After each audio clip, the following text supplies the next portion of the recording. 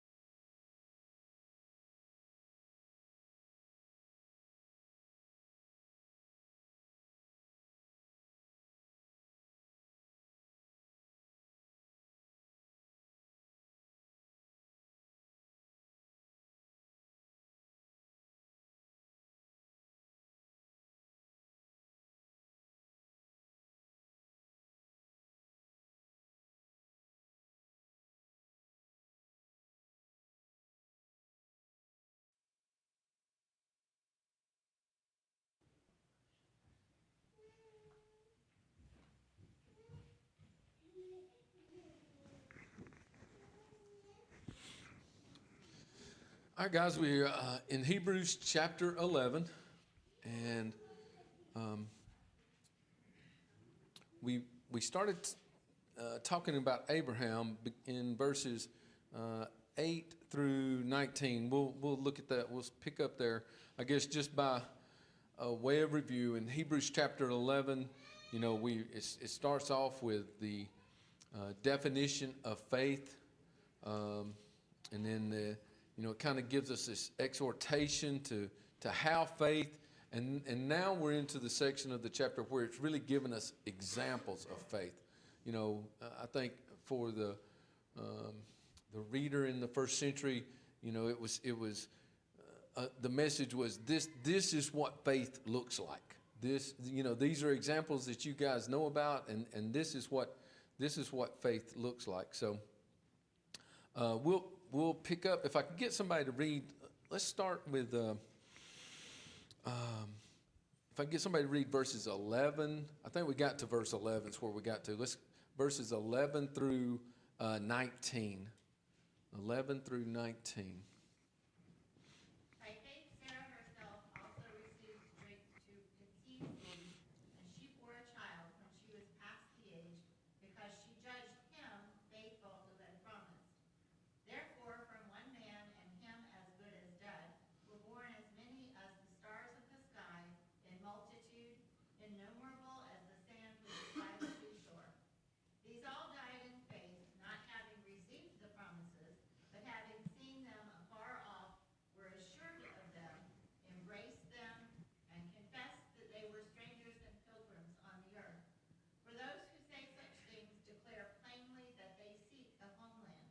And truly, if they had not come out, they would have had opportunity to return. But now they desire a better, that is, a heavenly country.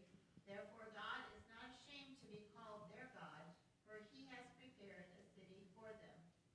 By faith Abraham, when he was tested, offered up Isaac, and he who had received the promises offered up his only begotten son, of whom it was said, in Isaac your seed shall be called, concluding that God was able to raise him up, even from the dead, from which he also received him in a figurative sense. Okay, thank you.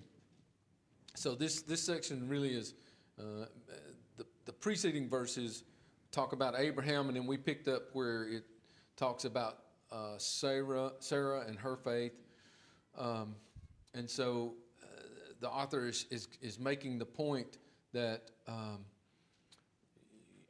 both Abraham and Sarah, even though they were well beyond the years of childbearing, God's promises was fulfilled through them of a great nation would come from them.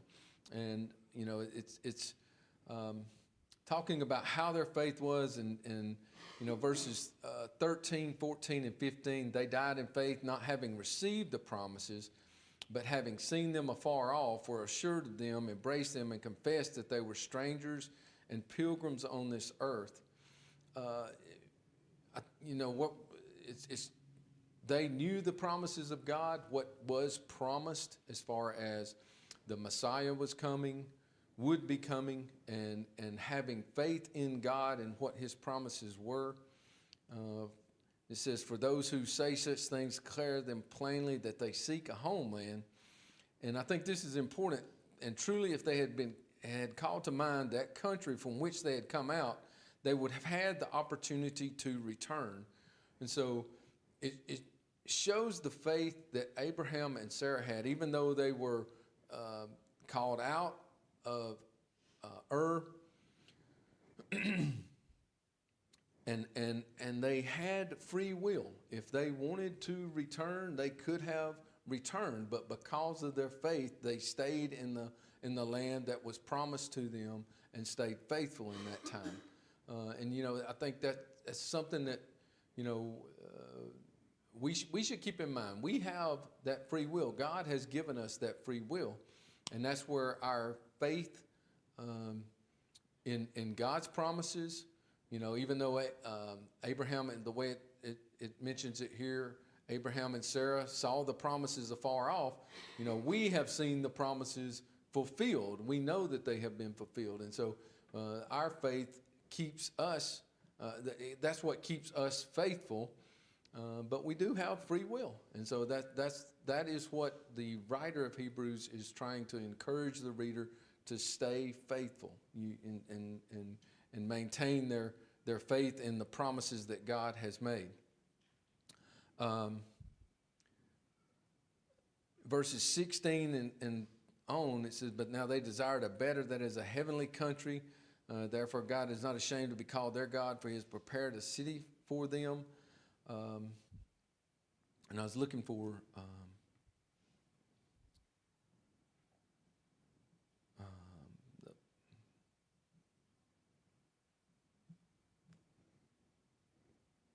okay, it's on down. It's on further down. Anyway, it talks about Abraham and his faith as far as offering up Isaac, even to the point of knowing God's promise that through Abraham, this great nation would be brought forth, and then being asked to sacrifice his son. Abraham was going to be faithful to that point, realizing that, God's promise is through him, this great nation would come. And if it meant that God would raise Isaac from the dead, then that's what would take place. And just showing his faith. And, that's one of these things we talk about, I think, in Sam's class on Sunday morning. Someone being raised from the dead, that was not something that was familiar to everyone, but that it was Abraham's faith was so strong that's his thought process. God will make this happen no matter what. So any comments, any thoughts on that? Sam? Getting back to your comments on the idea of faith and free will and the choice that we make to stay with the faith, which I think is absolutely true with that. This could be a section of verses that we can turn to when someone says, well, once saved, always saved. Well, no, if you go back to where you came from, you're not receiving promises. Mm-hmm. And I mean, this is probably not the first place I would go to, but it certainly is Yep. An additional evidence to show that that's not the case. If you choose to leave and go back to the life you had, you can do that, but you're not going to receive the promises. Right. Yep. Good point. Jeff? I want to just think of Sarah for a moment. We're all familiar with the fact that when she overheard the angel speaking with Abraham that a year from now you'll have a son, she laughed. The angel called her out for it. Truth of the matter is, Abraham laughed too, but apparently Abraham's laugh was not from a lack of faith. Sarah's laugh was from a lack of faith. And but we're not defined by our worst moment unless we stay in that moment. So here Sarah's faith is described. She had this child because she believed.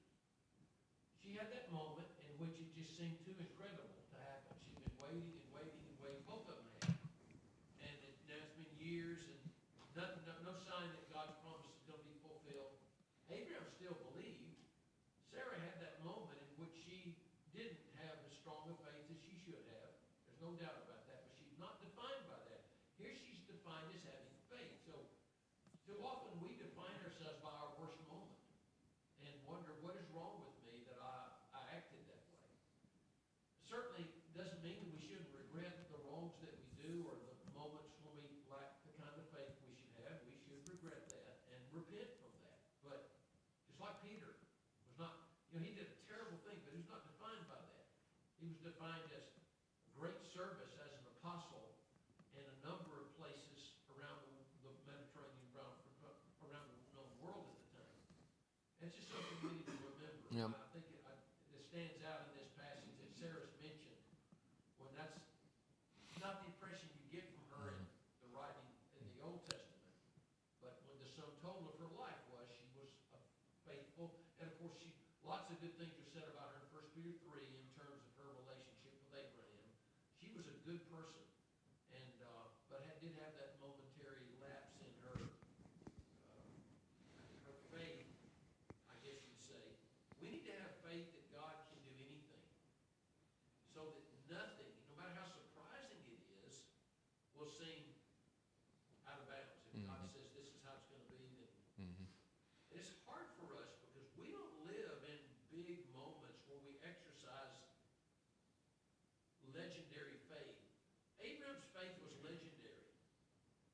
to this day, he is the father of the faithful. But we need to be praying for faith, always aware of God's presence, always seeking God's will, and always open to how God wants to do things. You know, I think that is one of the more inspiring points of this chapter is that all of the people listed here, all of them had faults. They're human, but they are listed as people of great faith because of ultimately they had that faith in God. They made mistakes. And you later on when we get towards the end of the chapter, I mean there's some guys in there that pretty ugly mistakes, but they were faithful and they corrected themselves and knew that God was faithful, and that's what's so. I think that's why you see chapter 11 where it's at. This letter has been exhorting the brethren to the point, and then, like I said to start with, this is what faith looks like. This is what it looks like. This is the way you want to model yourself to have that kind of faith. And for us today, just like Jeff said,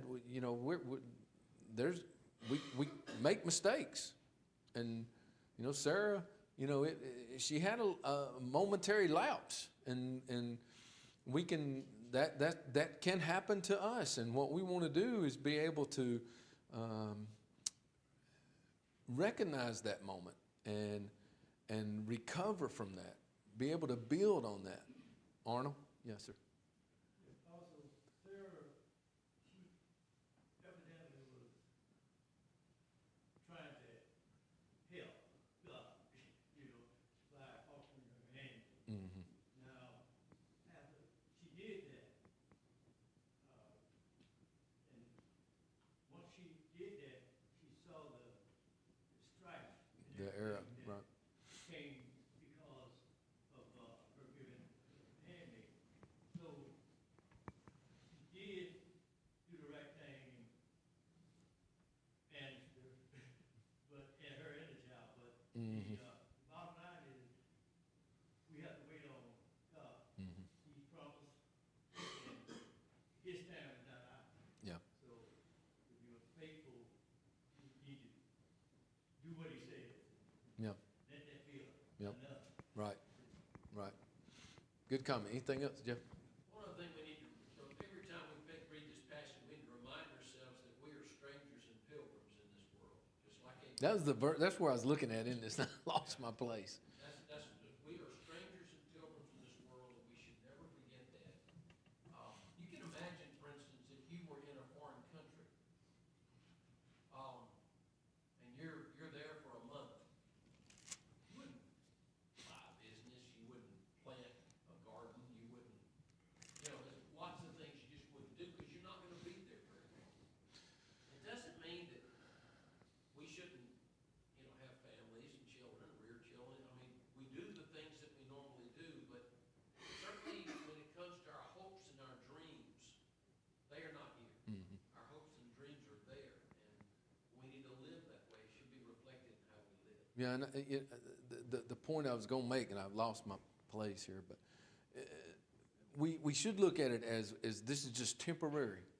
And so if it's just temporary, then you don't place a lot of value on this. You don't invest a lot into that. You invest in what's going to be permanent. You invest in the spiritual and not the physical, if that makes sense. And that if we could only keep that in our mind as we go through life, that would definitely help us as we go.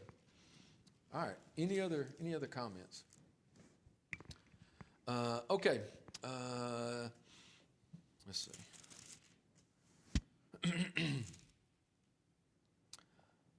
All right. Any other thoughts on Abraham and Sarah. I want to go ahead and let's read through these other examples, but I'll try to move through these quickly. Is what I'd like to do. So if I could get somebody to read verses 20 through 29. By faith, Isaac blessed Jacob and Esau concerning things to come.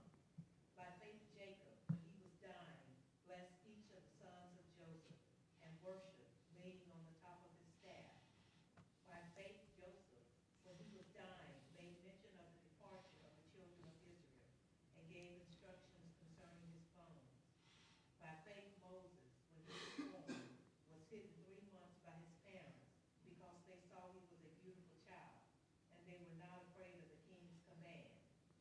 By faith, Moses, when he became of age, refused to be called the son of Pharaoh's daughter, choosing rather to suffer affliction for the kingdom of God than to enjoy the passing pleasures of sin, esteeming the reproach of Christ greater riches than the treasures in Egypt, for he looked to the reward.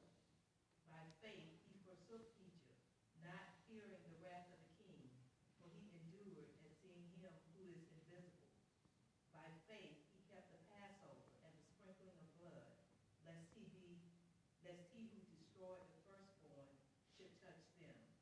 By faith, they passed through the Red Sea as by dry land, whereas the Egyptians, attempting to do so, were drowned. Okay, thank you. So we see all these different examples: Isaac, Jacob, Joseph. They did these things that are mentioned here by faith. You see their faith in God, that they're blessing, the way Isaac blessed Jacob and Esau, talking about how great they would be and that they would have nations.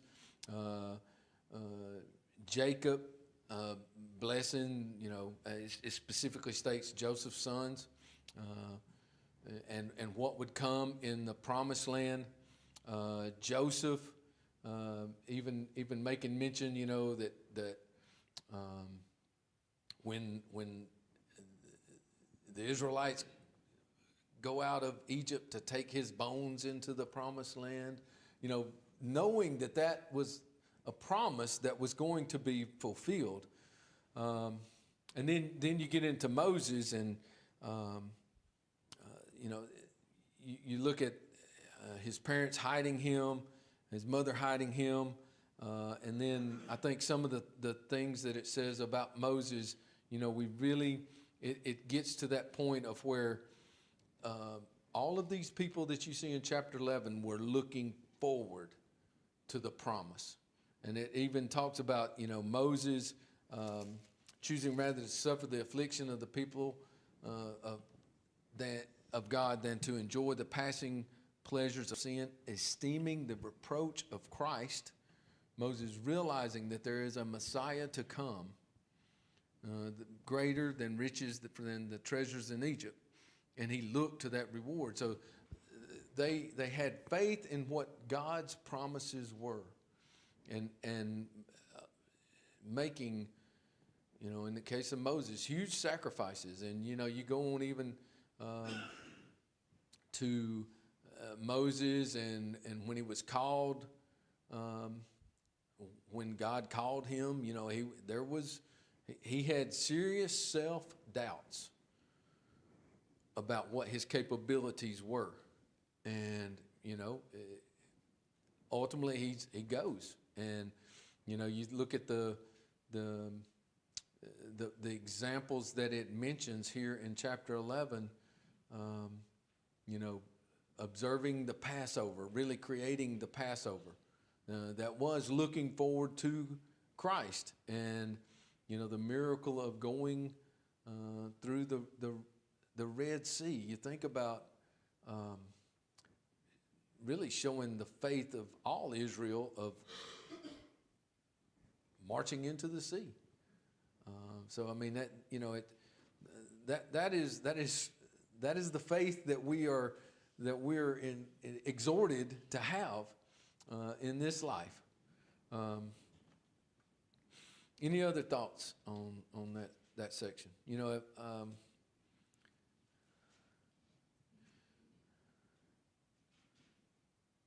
Okay. I thought you stopped there. Well, I was just looking over my points that I wanted to make sure I made. All of these seem, and some of these seem trivial, but they're not. They're all forward-looking, they're all based upon the promises of God. So these, even the Israelites across the Red Sea, they're walking from a land of plenty into a desert.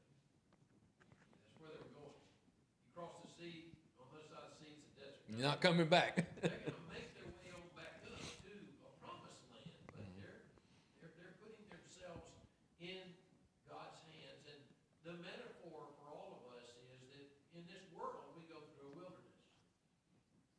It's, things might be difficult, and we have burdens to bear and responsibilities, and we take them soberly, and we try to better ourselves and to follow God's will. And then there's a promised land at the end for us too. So there's a metaphor in there for us. We need to be forward-thinking people, basing our decisions upon the promises of God, knowing that there's going to be difficulties, times of hardship. Remember the Israelites that were complaining because they didn't have the leeks and the onions and the garlic and the spices that they had in Egypt, and all they have is this detestable manna to eat. And when we used to go on a picnic or a hunting trip or something like that, you take bologna sandwiches or peanut butter and jelly sandwich, doesn't matter, it tasted so much better in the woods than it did at the table. And it just all seemed really special. You didn't expect to have a gourmet meal out there in the woods. You were thankful to have what you had. It tasted pretty good. It was all part of the experience.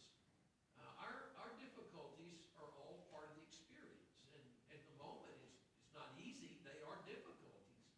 But when we get through, and I don't want to use the word proud, but that's part of our glory.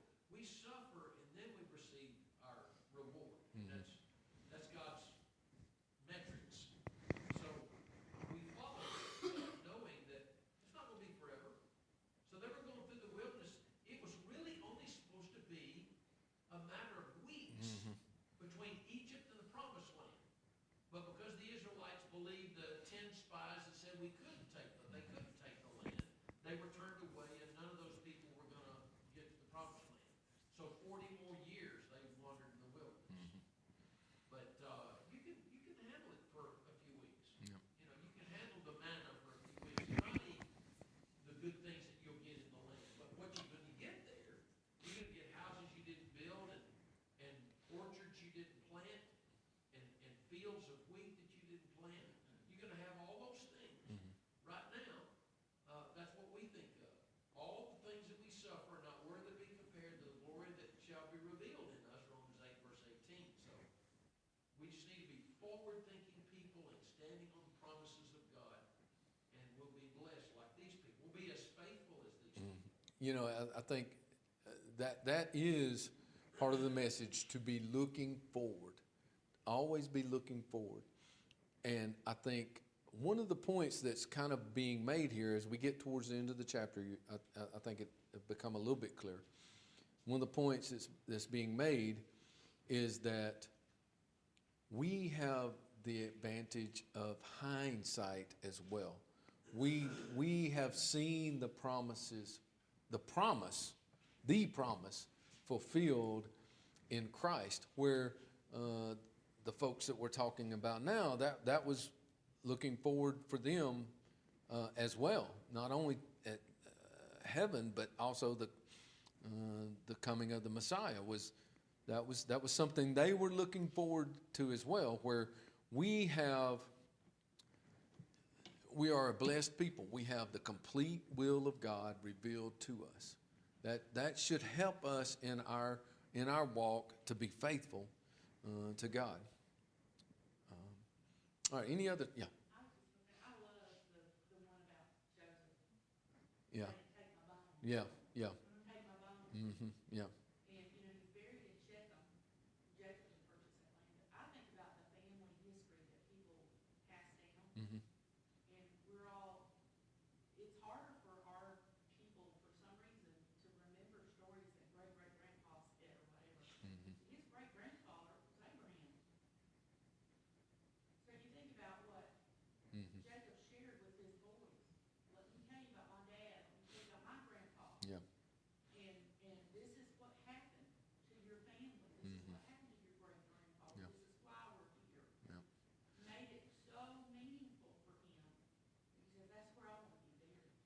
You know, And I'm assuming they took his bones all around the desk with it, yeah, his mummy. yep. He was mummified. Mhm. And they just carried him everywhere they went, evidently. Yep. Unless they went and dropped him off before they messed up. Well, But I find that really wonderful that his heart was still, just take my bones on over there. I need to be there with you. you know, it makes me think, Melody, and I may be wrong, but I think we have lost a little bit of that. You know, we're so spread out now as far as families, and we get, you know, because of jobs and things, you lose. I can remember, you know, when I was a kid, sitting on the front porch, you were to be seen but not heard. You know, I got to listen to some really, you know, good stories and stuff. But I can remember the very first time I was asked for my opinion on the front porch, and I'm gonna get to talk, you know. But you know, you learn. You just learn so much about your family and how what the, for lack of a better term, what the standards, you know, what the expectations are of your family and things like it. And so, you know, I think that's what you see here in chapter 11 is that we're given examples and we're given exhortation and encouragement to mold ourselves to see that, you know, real live normal people had the faith that God was desiring, that God was wanting them to have. Even though they made mistakes, they had their issues at times, but they always were remaining faithful and looking forward to that what was to come. So good points. Any other comments? All right, let's. I want to mention about Moses' parents. Were you yet? No, I wasn't. I was through. Go ahead. Because, I mean, I think them going against the king's edict, whenever, and COVID is something that I think about, when something big happens, the government makes this law, and we don't like it, and even in this case, it involved their children. And you know, it sounds horrible, but the truth of the matter is, if you lose a child, you can have another child, most of the time. And so, that's obviously, we need to cherish every child. That's the lesson here. They didn't say, well, we're gonna lose him to the king's edict. Maybe in a couple of years, the king will change his law and we can have another son or something like that. They didn't resign themselves to the circumstances. All things are possible with God, and we need to have faith in that if it's God's will. Certainly, even the law of the land, if it's not according to God's will, and that obviously would not be a law according to God's will, so you do what you can to protect your family, protect your children, and that's what they did. And of course, then she eventually, after 3 months, had to put it into God's hands. That same faith in God that gave them the courage to do that, Moses exercised. Remember who raised Moses? His mother did. His mother, yeah. Yeah. So she instilled in him the quality. She informed him of the special child that he was supposed to be in God's plan. And of course, he preempted or tried to preempt God and do it early, and it wasn't God's will that he wasn't ready. He was too full of himself. So he killed the Egyptian taskmaster, had to flee, and sit there and watch sheep for 40 years. I don't know if you have ever thought much about watching sheep. It's not an exciting thing to do. You just watch the sheep all day. You got nothing to do. You don't talk to nobody. You're just there. And then you bring them in. You go to bed. You get up tomorrow. You do the same thing for 40 years. And by the time God got to him at the burning bush, he didn't think much of himself. I mean, he was ready. And he became a great leader. And so, you know, I think about the fact that even though that faith was shattered when he killed the Egyptian taskmaster and the people his faith was kind of shattered at that point. A little bit like Peter's was whenever Jesus was arrested in the garden. But he held on to some faith, maybe like Peter. You remember Peter said, Lord, to whom shall we go?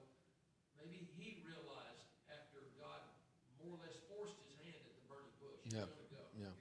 Here's your No more excuses. no more excuses. You're going to go. And he became a great leader. We need to hold on to our faith.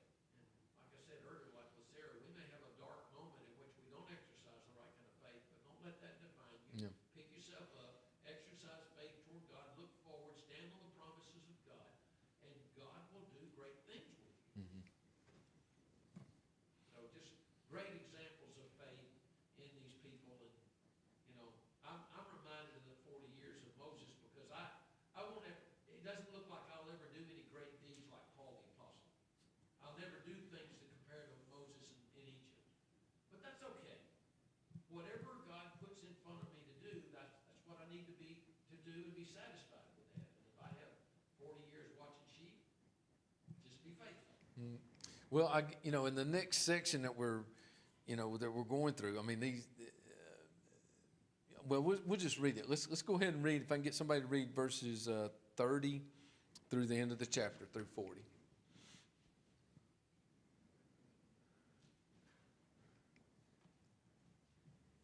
By faith, the walls of Jericho fell down after they were encircled for 7 days.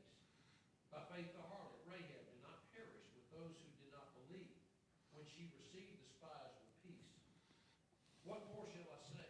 For the time would fail me to tell of Gideon and Barak and Samson and Jephthah, also David and Samuel and the prophets, who through faith subdued kingdoms, worked righteousness, obtained promises, stopped the mouths of lions, quenched the violence of fire, escaped the edge of the sword, out of weakness were made strong, became valiant in battle, turned to flight the armies of the aliens. Women received their dead raised to life again.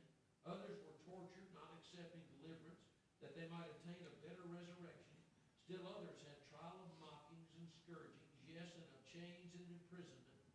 They were stoned, they were sawn in two, were tempted, were slain with the sword. They wandered about in sheepskins and goatskins, being destitute, afflicted, tormented, of whom the world was not worthy.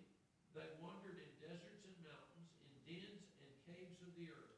All these, having obtained a good testimony through faith, did not receive the promise, God having provided something better for us, that they should not be made perfect apart from us. Thank you. I don't know about y'all, but after I read that, I feel like Caleb. I'm ready. I'm ready as now as I ever was. It is. It makes me feel like the things I go through, man. What in the world am I complaining about? So just looking down through here, by faith the walls of Jericho fell down. And that's one of the great stories where it really shows. They captured the city of Jericho and did nothing but march around it. That was God really showing his people that if they have faith in him, that he will deliver. As far as Rahab, showing her faith with the spies, and here she was, not a Hebrew. But I think if I remember this correctly, she was like the great grandmother of David, or in the lineage. And then you go down through here reading what these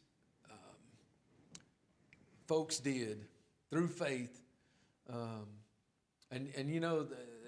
you look at some of these names here, and it's like we said a while ago, they all had their flaws, but at their core there was that faith in God and trusting in Him, and to the point of some really bad things happening to them. Bad things happening to good people. But through it all, they kept their faith and remained faithful. And you get down to verses 39 and 40. And all these, having obtained a good testimony through faith, did not receive the promise, God having provided something better for us, that they should not be made perfect apart from us. So even we are linked together with them. I mean, we have seen the promise fulfilled, and Jesus, through his sacrifice, they realized the promise too of the Messiah. It's encouraging. It should be encouraging to us that we see that we are a part of that very same promise that they were a part of, that they had faith in, yet we have the advantage of hindsight. We have the advantage of knowing these things have happened. And now it is our faith in looking forward that God is faithful in his promise, that if we are faithful to him in this life, that there is a spiritual home, our spiritual home for us in heaven. So, I mean, this really is, to me, chapter 11 really is a summation of the previous 10 chapters of Hebrew, trying to exhort the people to remain faithful, to see the light that's at the end of the tunnel, and to keep on keeping on. So, any thoughts? Jeff? These are ordinary people. I think we probably have touched on it. I don't remember us noting that in class, but all of these. Even Moses, who was not ordinary, he was extraordinary when he was a prince, but he was made a shepherd, a nobody in the land of Midian. Then he was ready for God. So God, when I think about that, chapter 12 is going to start off talking about that we're surrounded by such a great cloud of witnesses. It's not that they're looking at us. We shouldn't be worried about that. God's the one that's watching us. That's what we have to worry about. But and make sure we stay faithful to. But they're witnesses in the sense that we can do great things in our life. And a person who can lead one soul to Jesus, and that person stay faithful and make it to heaven, has done such a great deed. It could be easily comparable to anything any of these people did in the Old Testament times. Defeating the Philistines in a battle is nothing compared to saving a soul. And we live in a land where the Bible is plentiful, it's inexpensive, it's available. We have laws that don't keep us from speaking to others as long as we don't harass them or something like that. And we're always respectful toward them. We can accomplish these great things that are comparable to what David and Isaiah and all these great people in ancient times did. As we encourage brethren to stay faithful, as we just edify one another from time to time in the assembly. Even as we pray for one another, everything we do that is according to God's will is a great deed by virtue of the fact that he has commanded us these things. So we shouldn't be disheartened by that. I feel very small when I read that list. Yeah, I mean, it's humbling. It is very humbling. As I said, we have great things we can do. Leading souls to Christ is a big deal. It's a really important, wonderful thing. And that's what we can, that's a great contribution we can make. And we need to be mindful of that. Always, when you start every day praying that God will bring somebody into my life that I can help in some way. And God will bless us if we do that. When we talk about these folks and we see their human characteristics, I think that is one of the things that encourages me, and I take, or that strengthens my faith. In the Bible, we see some of the ugly sides of people. and you know, there's things that people do that you make you scratch your head. But that's one thing about the Bible. It's all there, guts, feathers, and all. You know, it's there, and that strengthens me to know that. You know, I make mistakes, but as long as I am faithful, then God is faithful. And, you know, we can, I think that is what the writer's trying to do here. The brethren were struggling mightily at this time. And you know what? You guys know all these folks. They had their faults, but they were faithful. And that's where we need to be today. We need to be faithful. And you know, to Jeff's point, leading someone to Christ that's huge. And you never know. Just being an example is like us. You know, you can be an example, and just as encouraging or humbling maybe as this chapter is, the latter part of this chapter, you see what people went through and remain faithful. You know, you never know what your example is to someone in this world. You never know. And you can be an encouragement to other people, and just by your faith, just by the way you show your faith. So, all right, any comments? I'm going to say that's a wrap on chapter 11. Finally. Any comments? All right, thanks, guys. I appreciate it.